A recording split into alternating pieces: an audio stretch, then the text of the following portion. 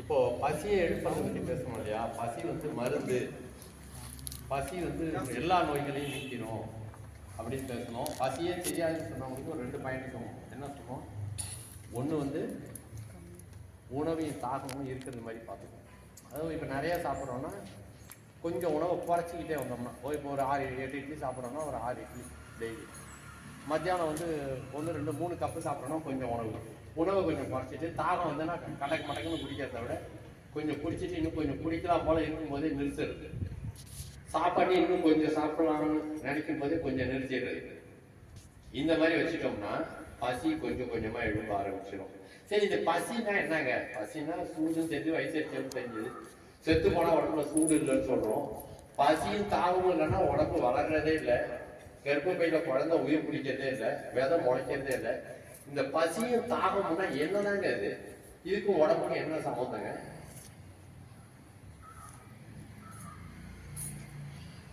இந்த பசியும் தாகமும் தான் நீரும் வெப்பமும் ஒன்று சேர்ந்து அதுக்கப்புறம் காற்று உருவாக்கி அதுக்கப்புறம் உடம்பு வெளிவடிக்கும். கொஞ்சம் கொஞ்சம் கொஞ்சம் கொஞ்சம் ஆலமரம் கடுவை விட சின்னது. அதுக்குள்ள முதல்ல நீர் உள்ள போகுது. நீர் உள்ள போன உடனே பசிங்கிற வடிவத்துல தாகமும் உள்ள போகுது, பசியும் தாகமும் உள்ள போகுது. அதுக்கப்புறம் கொஞ்சம் கொஞ்சமா வயிறுங்கிற வெற்றிடத்திலிருந்து எழும்புன்ற பசியும் தாகமும் தான் இவ்வளவு பெரிய பாடியா நம்மளால டெவலப் ஆகணும். உண்மையில நம்ம எங்க இருந்தோம் யாருக்காவது சொல்ல தெரியுமா? அப்பாவோட உடம்புல எங்கேயோ ஒட்டிக்கிட்டு இருந்தோம், அப்படித்தானே? கண்ணுக்கு தெரியாத ஒரு சின்னோடு தூசியா ஒட்டிக்கிட்டு இருந்தோம். அதுக்குள்ளேயும் பசியும் தாகம் இருந்துதான் அது டெவலப் பண்ணிச்சு. ரைட்டா இல்லையா? விலைக்குள்ள பசியும் தாகம் இல்லைன்னா முளைக்குமா? செத்து போறதுக்கு கூட பசியும் தாகம் இருக்கா? பசியும் தாகமும் தான் உண்டாக்கி கொஞ்சம் கொஞ்சமா இந்த உடம்பையே விரிவடைய வைக்குது. செத்து போற வரைக்கும் கூடவே துணை நிக்கிறது யாரு? பசியும் தாகம். உடம்பே பசியும் தாகமும் இல்லைன்னா இல்லைங்க ஐயா, அழிஞ்சு போனா அழிஞ்சு போயிடும். இப்ப கதாநாயகன் யாருங்க? பசியும் தாகமும் தான். அது இல்லைன்னா இல்லை. ஆனா இந்த பசியும் தாகமும் சரியா வச்சுக்கிட்டோம்னா எல்லா நோயும் ஒழிச்சிடலாம். இதுக்குதான் என்ன சொல்றோம்? பசி தாகத்தை உணர்றதுக்கு கொஞ்சம் சாப்பாட்டை குறைச்சிக்கோங்க, கொஞ்சம் தண்ணியை குடிக்கிற தண்ணி கொஞ்சம் குறைச்சி குடிங்க, எப்பவும் லேசா பசி தாகம் இருக்கிறது மாதிரி பார்த்துங்க. பசி இல்லைன்னா தூக்கத்துல பசி தெரியாது, செத்து போனதுக்கு அப்புறமும் பசி தெரியாது. கொஞ்சம் நிறைய சாப்பிட்டா மயக்கம் வந்துடும், தூக்கம் வந்துடும். அதனால கொஞ்சம் பசியை எழுப்புறது மாதிரி கத்துக்கோங்க. இதுதான் நம்ம உயிர் வாழ்றதுக்கு மிக முக்கியமான ஆதாரம் அப்படின்னு நம்ம பேசுறோம். இந்த பசியே எனக்கு தெரியாது, வயிற்றுல ஏன் செய்யவில்லையா, பல ஆண்டு ஆச்சு, வயிற்றுல அமிலம் சுரக்குது, பசியை எழுப்புறது எப்படி? இந்த பசிங்கிறது வந்த பிறகுதான் உடம்பு பூரா வெப்பமே படருது, உடம்பு பூரா ரத்தம் ஓடுது. ஒரு கை காஞ்சி போச்சுன்னா என்ன அர்த்தம்? ஒரு கை காஞ்சி போயிட்டுன்னா அர்த்தம் ரத்த ஓட்டம் இல்லைன்னு வருது. அப்ப அந்த பகுதிக்கு நீர் போகணும், நீரோட சேர்ந்து வெப்பம் போகணும். அப்புறம் தான் தசை ரத்தம் எலும்பு எல்லாம் வளர்ந்து நல்லா அழகான தோற்றமா வரும். இப்போ பசியும் தாகமுங்கிற வெப்பம் உடம்பு பூரா பறந்துருக்கு. முடியிலிருந்து கால் நுனி நகம் வரைக்கும், கால் நகத்தோட நுனி தொடங்கி தலைமுடியோட நுனி வரைக்கும் பறந்துருக்கு. வயிற்றில் ஏந்திரிக்கிறது. இந்த வெப்பத்தை எடுப்ப கத்துக்கிட்டா உடம்பு வர நோய் தான் போயிடும். சரி, வெப்பத்தை எப்படிங்க எடுக்கிறது? யாருக்காவது தெரியுமா? சூடு எப்படி எடுப்பீங்க? உழைக்கணும். அப்புறம் வேற வழி நான் உழைக்கல, எல்லாரும் உழைக்க முடியல. அப்ப என்ன பண்ணுவோம்? இந்த வெப்பத்துக்கு முதல்ல உழைச்சா வெப்பம் முடியல. முதல்ல இந்த வெப்பம் என்னன்னு தெரியுது. உடம்புக்குள்ள சூடு இருக்கு, குளிர் அடிச்சுன்னா ஏதாவது கொஞ்சம் தீய போட்டு பொழுத்தி குளிர் காயும். நம்ம உடம்புக்கு வெளியிலையும் வெப்பம் இருக்கு, சூரியன்லையும் வெப்பம் காயும். கேட்டா இல்லையா? இந்த வெப்பத்துக்கும் அந்த வெப்பத்துக்கு என்ன வித்தியாசங்க? சூடு எது வெப்பம்? உடம்புல உருவாது வெப்பம், வரது சூடு. அது மட்டும் வெப்பம் வித்தியாசம். வெப்பம் தான், சூடுனாலும் வெப்பம்னாலும் ஒரே சூடு தான். அந்த சூடு வந்து பல பொருள்கள் அது அந்த சூரியனுடைய வெப்பம் வந்து இல்லைன்னா பூமியில எந்த தாரும் உயிர் வாழாது. நம்மளே இருக்க மாட்டோம், சூரிய சுத்தமா இருக்காது. எவ்வளவு நாளைக்கு இருக்குள்ளே இருப்போம். நம்ம உடம்புக்குள்ள சூரியனே இல்லைன்னாலும் எவ்வளவு நம்ம உயிரோட தான் இருப்போம். அது காரணம் என்ன? மூச்சு விடுறது. அருமை, சொல்லுங்க. நம்ம உடம்புல சூடு இருக்கிறதுனால உயிரோட இருக்கும். உடம்புல சூடு வச்சா என்ன அர்த்தம்? செத்து போயிட்டோம்னு அர்த்தம். சூரியன் வரும் போவோம், பூமியில எல்லாரும் இருப்பாங்க. நம்ம செத்து போயிட்டோம்னா என்ன இருக்காது? வெப்பம் இருக்காது. இந்த வெப்பம் எங்க இருந்தாலும் உண்மையில ஆரம்பமாகி டெவலப் ஆச்சு வயிறு, கருவுக்குள்ள பசியும் தாகமும் டெவலப் ஆச்சு. இதோட அளவு மாறுபட்டாதான் தப்பா போகும்.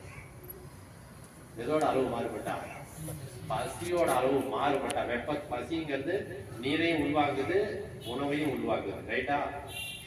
இதோட அளவு மாறுபட்டாதான் நோய் வரும். யார் சொல்றா? என்னன்னு சொல்றாரு? நோய் செய்யும் நூல ஒரு வழி முதலா வெண்ணிய போன்று. நான் உணவுல மாறுபடுதுன்னு சொல்றேன், பசியில மாறுபடுது. நீங்க சொன்னது காற்று வெப்பம் குளிர்ச்சி மிகவும் குறையும் நோய் செய்யும் சொன்னா அது ஒரு பொருள்ல. இன்னொரு பொருள்ல வயிற்றோட பசி மாறுபட்டா நோய் வரும்னு சொல்லியிருக்காங்க.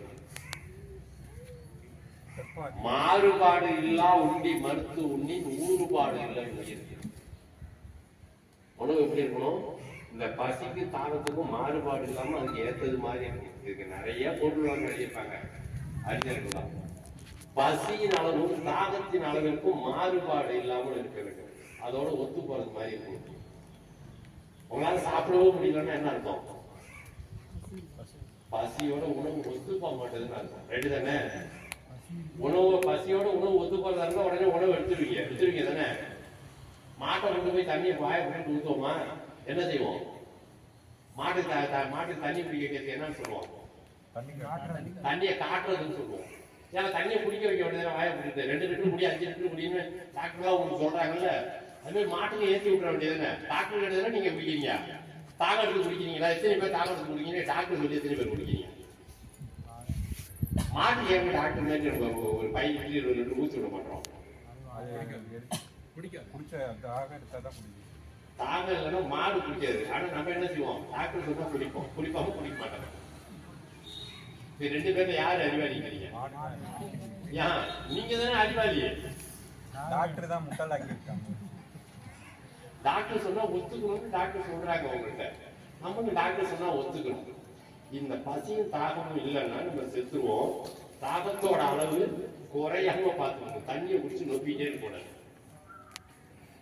இந்த பசியை தாகத்துக்கும் மாறுபட்டதுன்னா தண்ணியை குடிக்க முடியாது. ஒரு அளவுக்கு மேல குடித்தாக்கா அன்னுக்கு போச்சுன்னா அதுக்கு குடிக்க முடியாது. நல்ல வெயில்ல நிற்கும் போது உங்களுக்கு ஜூஸ் தேவைப்படுமா, தண்ணி தேவைப்படுமா, கூழ் தேவைப்படுமா? ஏன்? வெப்பம். அந்த வெப்பத்தை சுலபமா செரிக்கிறது தண்ணீர் தான். வெயில்ல கூழோ ஜூஸோ இல்லை, அது நீர் தான் முதல் தேவை.